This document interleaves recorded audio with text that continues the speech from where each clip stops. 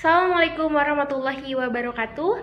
Perkenalkan, nama saya Siti Nurjana dengan NPM 201063108831. Saya dari kelas 2A, Prodi Pendidikan Bahasa dan Sastra Indonesia. Pada kesempatan kali ini saya akan berpidato yang berjudul Pentingnya Pendidikan Moral bagi Generasi Penerus Bangsa. Si Wanda main ke rumah si Ani, pulangnya dianterin Bang Ian. Sebelum memulai pidato kali ini, izinkan saya menyapa hadirin sekalian. Assalamualaikum warahmatullahi wabarakatuh. Om Swastiastu, Namo Buddhaya, Shalom, salam kebajikan. Yang saya hormati Ibu Uwa Maspuro, SPD MPD, selaku dosen pembimbing mata kuliah berbicara, dan teman-teman yang berbahagia. Pertama, marilah kita panjatkan puji serta syukur atas kehadirat Tuhan Yang Maha Esa yang telah memberikan nikmat dan karunia-Nya sehingga kita semua bisa berkumpul pada kesempatan kali ini dalam keadaan sehat walafiat.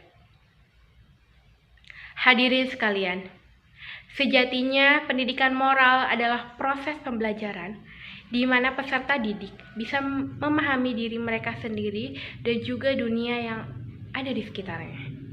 Sedangkan moralitas adalah pengetahuan tentang bagaimana berperilaku dalam kehidupan ini dalam lokus maupun tempat tertentu.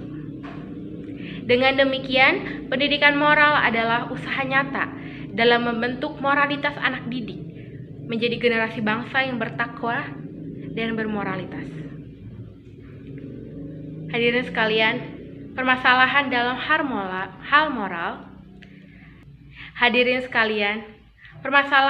hal moral dan etika yang rendah sering terjadi pada anak-anak yang seharusnya pada masa perkembangan dan pertumbuhannya diisi dengan hal-hal positif agar dapat melahirkan generasi muda yang beradab dan bermoral.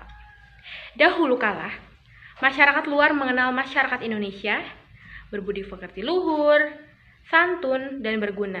Namun, seiring dengan perkembangan zaman, cita tersebut seolah-olah hilang karena tidak dijaga. Karena pada dasarnya, moral suatu bangsa menuju sebuah kemajuan adalah mempunyai rakyat yang berpemikiran cerdas dan bijak, serta bermoral. Hadirin sekalian, hal yang sangat disayangkan saat ini, pendidikan di Indonesia cenderung mengutamakan nilai akademis dan tidak memikirkan akhlak dan moral bangsa. Ada beberapa faktor yang mempengaruhi moralitas seseorang. Yang pertama, modeling. Artinya role model atau orang yang mereka tiru, yang mereka pikir adalah inspirasi mereka. Padahal, orang tersebut bisa saja membawa dampak negatif kepadanya. Yang kedua ada situasional. Seseorang cenderung tidak menunjukkan tingkah laku yang konsisten dalam situasi sosial yang berbeda. Artinya, jika keadaan sosial mereka berbeda, tingkah laku mereka akan berbeda juga. Yang ketiga ada lingkungan. Lingkungan ini dapat berarti orang tua, teman, saudara, sahabat, guru, dan sebagainya, di mana lingkungan ini tuh seharusnya bisa membuat dan membentuk dirinya untuk menemukan nilai-nilai moral untuk dirinya. Jadi untuk dia tahu kalau moralitas itu seperti apa sih, harusnya mereka bisa menemukannya itu di lingkungan. Yang keempat ada diri. Self atau diri adalah pengorganisasian mengenai informasi yang keterhubungan diri di mana terdapat banyak elemen yang tergabung di dalamnya dan membentuk beberapa konsistensi psikologis. Untuk mengatasi berbagai macam kerusakan moral yang terjadi di masyarakat, maka solusi untuk menanggapi masalah tersebut bisa saja yang pertama, yaitu pergaulan. Kita harus pandai memilih dan memilah teman, karena pergaulan itu berpengaruh pada etika, moral, dan akhlak. Karena kepribadian seseorang itu akan terpengaruhi dari pergaulan mereka sendiri. Apabila seseorang tersebut bergaul dengan lingkungan baik, berada di lingkungan baik, maka dia akan menjadi pribadi yang baik. Namun, ketika seseorang tersebut bergaul di lingkungan yang kurang baik, maka akan timbul kepribadian yang kurang baik juga. Selanjutnya, peran orang tua. Peran orang tua sangatlah penting dalam membentuk karakter seseorang, terutama dalam mengenalkan pendidikan agama sejak dini. Perhatian dari orang tua dapat membuat seseorang tersebut menjadi pribadi yang baik. Karena banyak sekali kasus kurangnya kasih sayang orang tua dapat menyebabkan dampak buruk pada sikap anak. Seperti halnya karena kurangnya perhatian orang tua, seseorang tersebut akan cenderung melampiaskan amarahnya kepada orang lain dengan tindakan yang tidak wajar pada usianya, yang tidak wajar dilakukan pada kaum muda. Yang seharusnya kaum muda tersebut tidak melakukan hal itu. Namun karena adanya kurang perhatian dari kedua orang tua, maka mereka akhirnya melakukan tindakan tersebut. Lalu, memperluas wawasan dan pengetahuan.